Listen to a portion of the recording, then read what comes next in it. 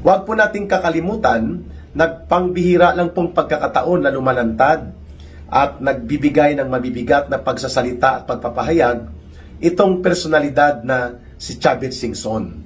At ang huling naalala natin sa kasaysayan natin 25 years ago, si Manong Chavit Singson po, when he was also governor of Ilocos Sur that time, ay ibinunyag niya na ninakaw ni Pangulong Estrada ang tobacco fund, mga 200 million, at tumatanggap siya sa wetting, mga sugal, weekly, at by the hundreds of millions na pumapasok doon sa Jose Velarde account.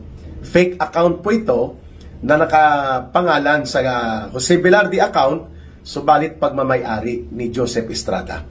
So ang mga revelations at mga naibunyag po ni Manong Chavit Singson, ni Governor Chavit Singson, ay naging mitsa upang labanan at tutulan ang malawakang pagkuha ni Joseph Estrada noon ng kotong mula sa payola sa mga sugal, wetting at iba pang mga illegal na gawain gamit niya po ang cover at authority ng kanyang pagiging Pangulo. So malinaw mga kababayan na si Manong Chavit Singson ay may isang salita at hindi po ito basta lalabas o lalantad kung hindi po siya sigurado sa kanyang bibitawang salita. At kung kaya nga ang epekto nitong pagbubunyag kahapon ni Governor Chavit Singson sa Club Filipino that the Diskaya contractors and their corporations were all involved sa mga maanomalya at mga alasinindikato na proyekto ni Bongbong Marcos Jr. at ng anak niyang si Congressman Sandro Marcos. And according to additional revelations, as per Governor Chavit Singson, pinatutuhanan ito, no? At ganon din po ang pagpapaabot ng pahayag ni Michael Kion. Ito po ay alkalde ng Lawag City at pinsan ni Marcos Jr. at nila Aimee, sapagkat ang nanay ni Michael Kion ay kapatid po ni Marcos Sr. Ayun, sabi niya Manong Chavit, hindi sa binabalaan kita, ngunit gusto kitang paalalahanan na gagamitin ka lang ni Bongbong Marcos Jr. nila sa kanilang politika at itatapon kanila kapag tapos ka ng gamitin. At yan, ibinulgar din po ni Michael Kion, dating alkalde ng Lawag City, kung papaano po si Marcos at sila Sandro Marcos ay nagkaroon po ng mga kontrata. Nagamit din po itong mga kunwa-kunwari ang binunyag ni Marcos Jr. na mga kontraktor kagaya ng mga Diskaya.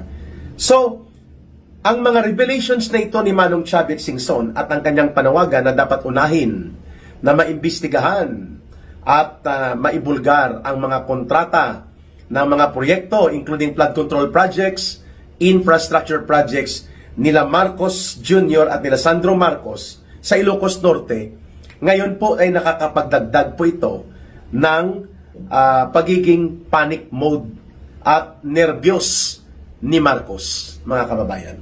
So maliban sa indicator na ninenervyos na po itong gobyernong Marcos na hindi na siya pupunta pa o dadalo doon sa United Nations General Assembly of World Leaders dahil nga nababahala siya na baka over the weekend na ito ay wala na siyang babalikang panggobyerno dahil pinalayas na siya ng mga mamamayang Pilipino.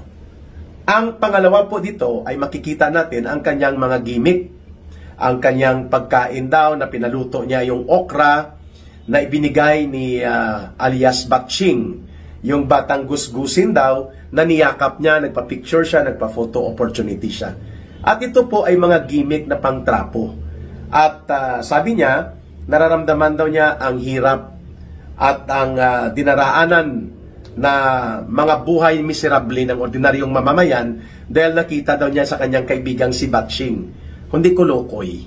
Hindi na po yan bibenta sa taong bayan yung pakain-kain niya ng okra, yung payakap-yakap niya ng batang gusgusin, because yan po ay hindi si Marcos. That is not the authentic personality of Marcos. Yan po ay peke. Yan po ay pangbubudol. Scripted. Kagaya po ng damage control na kunwa-kunwarian ay nag-resign o nagbitiw si Martin Romualdez bilang Speaker of the House. Pero hindi naman siya pinakasuhan ni Marcos. Hindi sila hinahabol ng Anti-Money Laundering Council.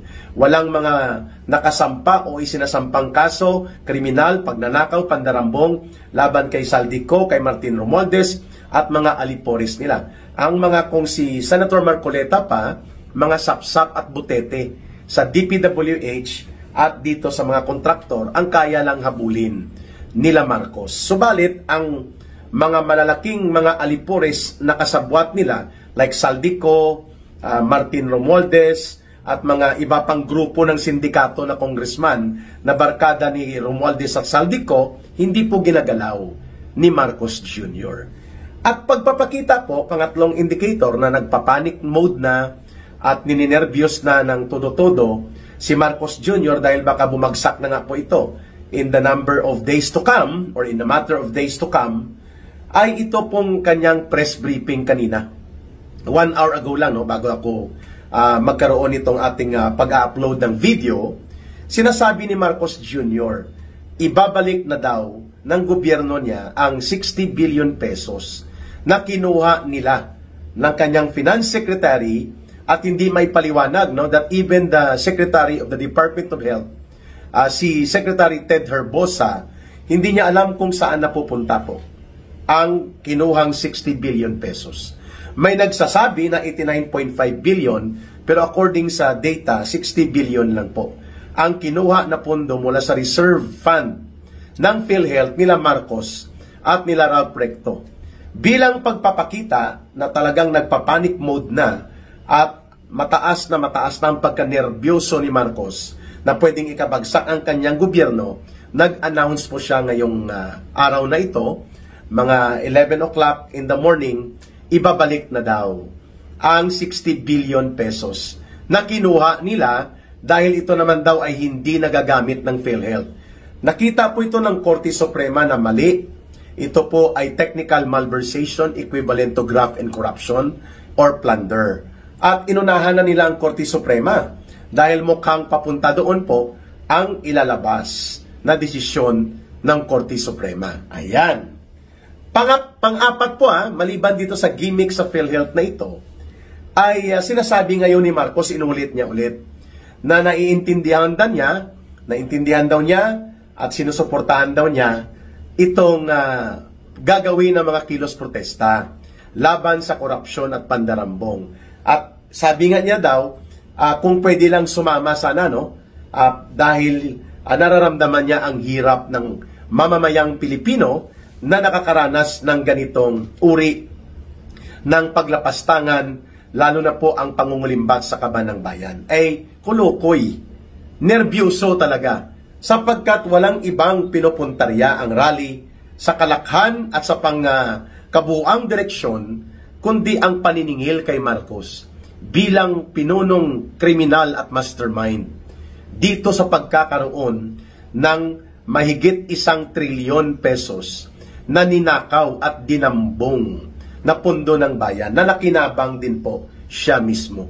So by the actions and all indicators of announcements na inilalabas po ng Malacanang, makikita po na apektado talaga sila sa paglawak, paglakas at pagtindi ng mga kilos protesta na ito, which bukas nga, September 21, kami po ang grupo ng Bangon Sambayanan at ang Marcos Alis Dyan, layas na, we will occupy EDSA. Dyan po sa harap ng EDSA Shrine, malapit lang po dyan sa Robinson's Galleria area. At sama-sama po kami ang iba't ibang mga sektor. Mayroon din pong ibang lugar na mga pagkilos, but I was made to understand na ang mga retired generals, ito pa po ang karagdagang nagpapapanik mode kay Marcos at nagpapanervyos. Ang grupo po ng mga PMA graduates ng Philippine Military Academy, karamihan po mga retired generals, senior colonels, naging mataas ang tungkulin sa security sector at naging bahagi po ng Armed Forces of the Philippines at ng Philippine National Police. Kasama ko po kahapon doon sa isang mesa habang nakikinig kami sa mga pagbubunyag ni Governor Chavit Singson, sina former National Security Advisor and former Defense Secretary, respectively, General Lorenzana and General Esperon.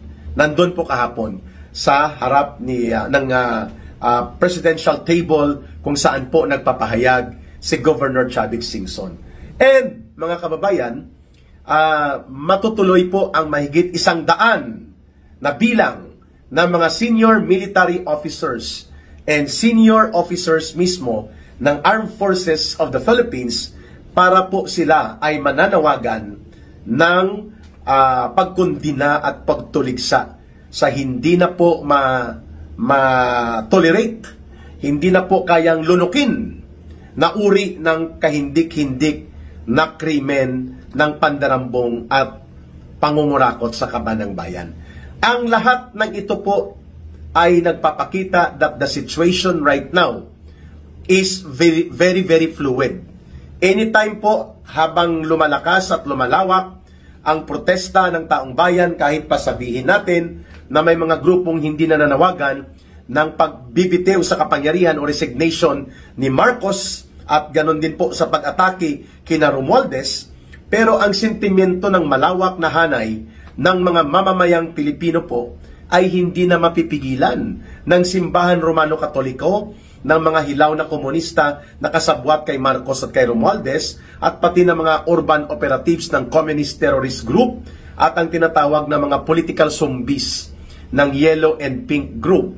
Hindi po nila mapipigilan na ang namumuong daluyong ng galit ng sambayanang Pilipino na nananawagan na dapat palayasin na si Marcos sa puder at kapangyarihan. At para mapabilis po ito, ay napakalaking bagay mga kababayan kung maninindigan ng buo ang Armed Forces of the Philippines na hindi na nila kikilalanin pa ang anumang otoridad mula kay Marcos Jr. bilang Commander-in-Chief sapagkat nawala na ang kanyang integridad at ang kanyang competence o kakayanan na ipatupad at pamunuan ang ating bansa bilang presidente. And the withdrawal of support of the Armed Forces of the Philippines together with the Philippine National Police make it more into a panic mode reaction kay Marcos. Kasi kapag nawala po at idiniklara na ng Armed Forces of the Philippines kasama po ang Philippine National Police na hindi po malalayong mangyayari po ito sa susunod na mga araw, tapos na po si Marcos Jr. Endgame na po siya. Yan ang ibig sabihin ng ipinahayag sa araw na ito din po ng another interesting political figure, no? Si dating Comelec Commissioner at Attorney Rowena Guanzon. Ang banggit niya, the Marcos administration is now on the end game. Patapos na po ito. Matter of time.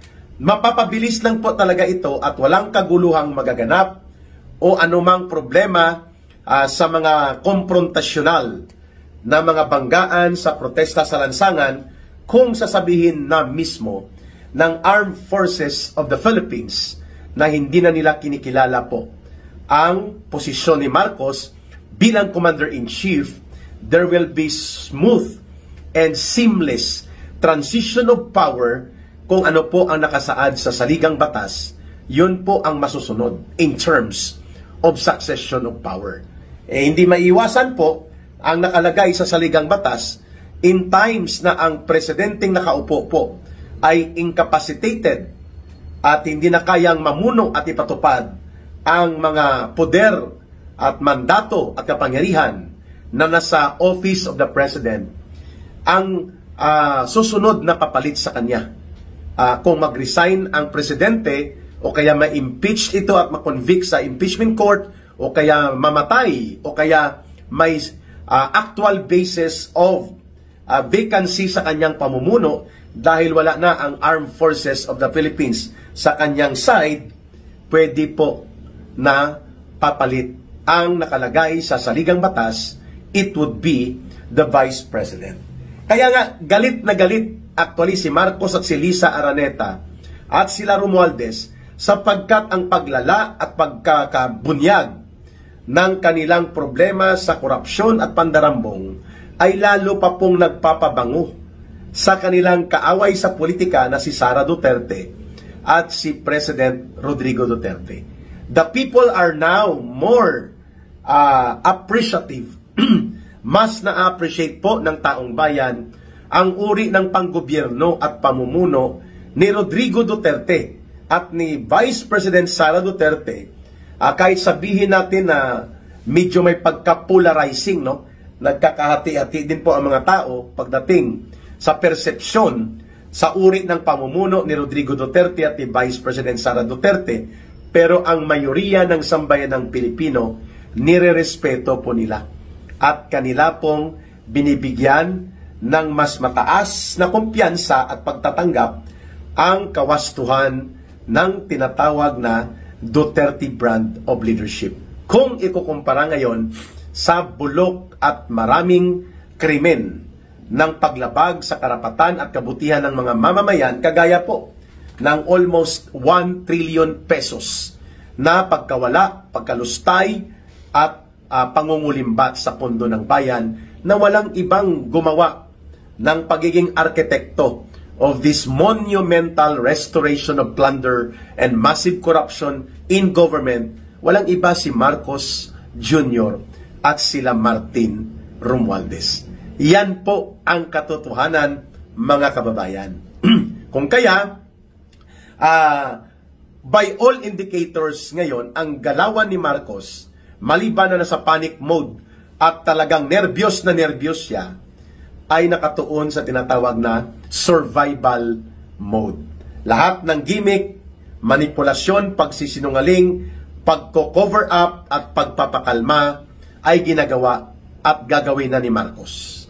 Pero ang hindi po niya makokontrol, one factor that Marcos cannot impose upon or control and manipulate is kung paano siya tinitingnan ngayon ng mayoriya ng mamamayang Pilipino.